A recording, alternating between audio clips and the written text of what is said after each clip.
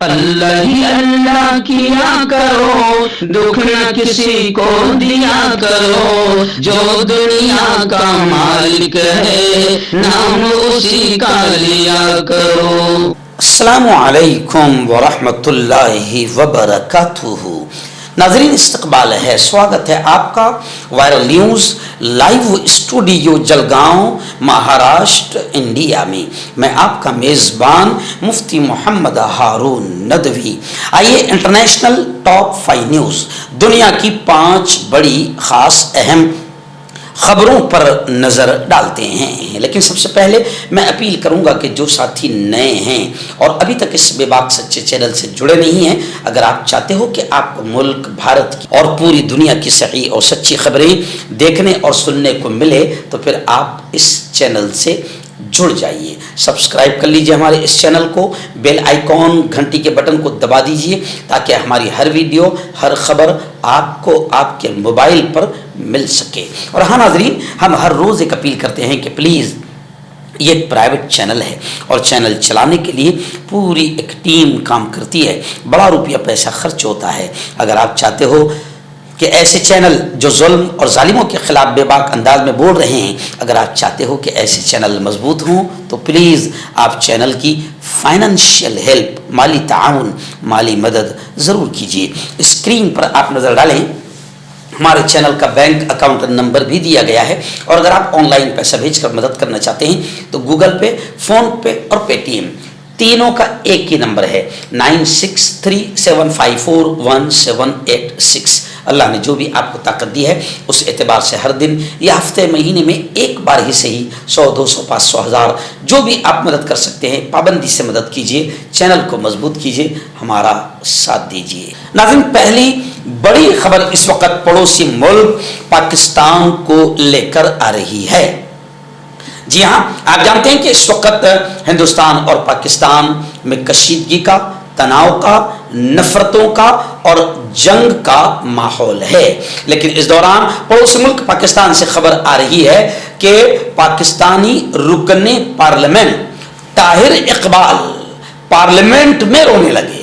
اپنے ملک یعنی پاکستان کی حالت زار اور بدتر حالت دیکھ کر خود رکن پارلیمنٹ میں رونے لگے، اور انہوں نے کہا، طاہر اقبال نے کہا روتے ہوئے کہ اللہ حفاظت کرے۔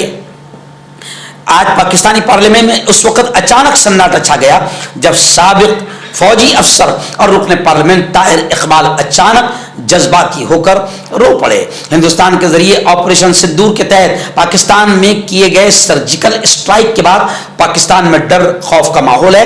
پارلیمنٹ میں سیکورٹی کے متعلق جاری بحث کے دوران طاہر اقبال نے کہا کہ میں دعا کر رہا ہوں کہ اللہ ان کی حفاظت کرے۔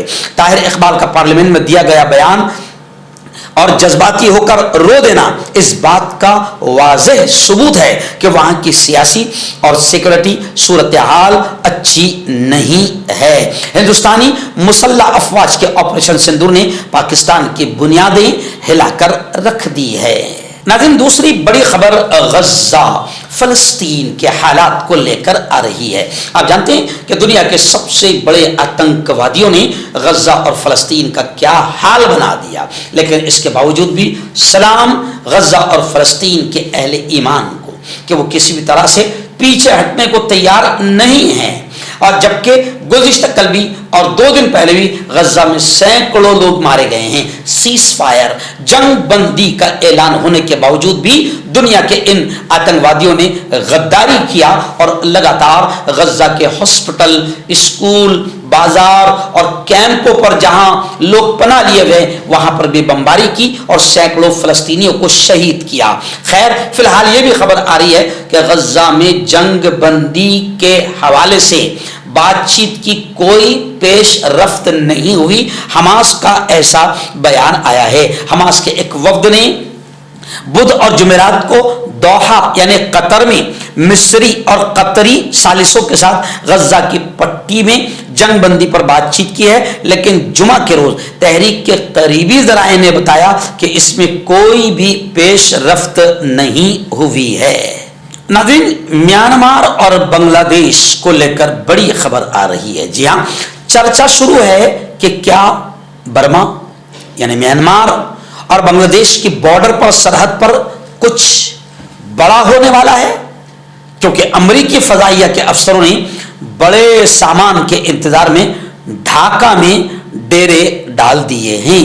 امریکی فضائیہ USAF کے حکام کی ایک ٹیم بنگلہ دیش کے راجدھانی ڈھاکہ پہنچ گئی ہے۔ 4 رکنی ٹیم 8 مئی کو قطر ایئر ویز کی پرواز کے ذریعے ڈھاکہ کے شاہ جلال بین الاقوامی ہوائی اڈے پر پہنچی۔ اس ٹیم کے دورے کا مقصد بھاری کارگو ایئر کرافٹ کے ڈھاکہ پہنچنے سے پہلے انتظامات کا جائزہ لینا ہے۔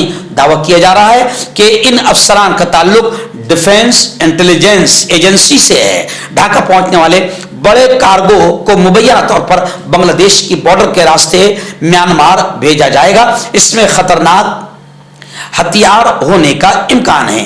حال ہی میں یہ خبریں بھی سامنے آئی ہے کہ امریکہ بنگلہ دیش کی بارڈر کے ذریعے میانمار کے باغی گروپوں کو فوجی امداد بھیج رہا ہے۔ ناظرین، بڑی خبر پڑوسی ملک پاکستان کے حالات کو لے کر پھر آ رہی ہے۔ جی ہاں، خبریں آ رہی ہے کہ پاکستان شہباز شریف کے ہاتھ سے نکل گیا۔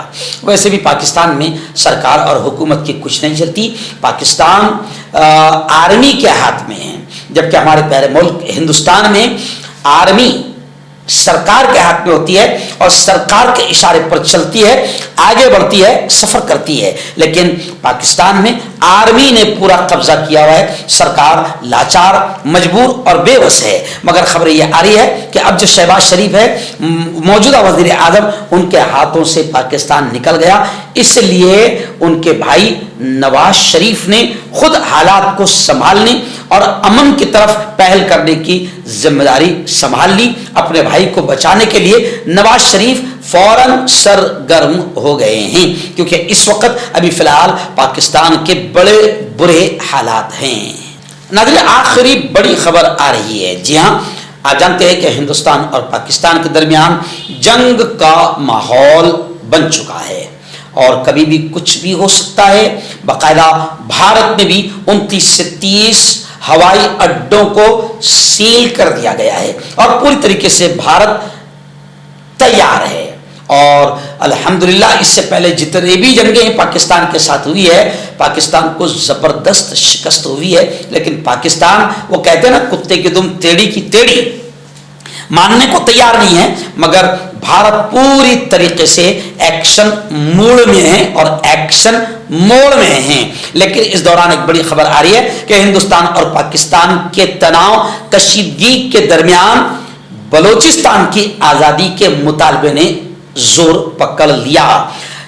بلوچستان لبریشن آرمی نے تمام چوکیوں پر قبضہ کر لینے کا دعویٰ کیا ہے۔ پہلگام دہشت گردانہ حملے کے بعد ہندوستان کی سرجیکل اسٹرائک پر جوابی حملہ کر کے پاکستان اور اپنے ہی جال میں پھنس چکا ہے، کیونکہ ایک طرف سے ہندوستانی فوج کا جارحانہ رخ کا سامنا کرنا پڑ رہا ہے اور دوسری طرف بلوچستان کی آزادی کے مطالبے نے زور پکڑ لیا ہے۔ یعنی پاکستان اپنے آپ میں بھی، اندرون میں بھی انتشار اور اختلاف کا شکار ہو چکا ہے اور دوسری طرف بارڈر سے ہندوستان کا تناؤ بڑھ چکا ہے۔ تو میں حکیم جاوید، کیا آپ کو شوگر ہے یا آپ کے بدن میں درد رہتا ہے، جیسے جوڑوں کا درد، نسوں کا درد، گٹھیا ہوا ہے؟ اس کے علاوہ اگر آپ کو بواسیر ہے، خونی والی ہو، مسے والی ہو، اور اگر آپ اپنی شادی شدہ زندگی کو لے کر خوش نہیں ہیں تو آپ ہمیں کانٹیکٹ کر سکتے ہیں۔ یہاں گارنٹی کے ساتھ جڑی بوٹی سے علاج کیا جاتا ہے۔ تھینک یو سو مچ۔ حکیم فرید جو کہ خاندانی دیسی دواؤں سے علاج کرتے آ رہے ہیں، جیسے مردانہ طاقت، لیکوریا، شوگر، بنا انگریزی دوائی، بنا پرہیز کے ختم ہو جاتی ہیں۔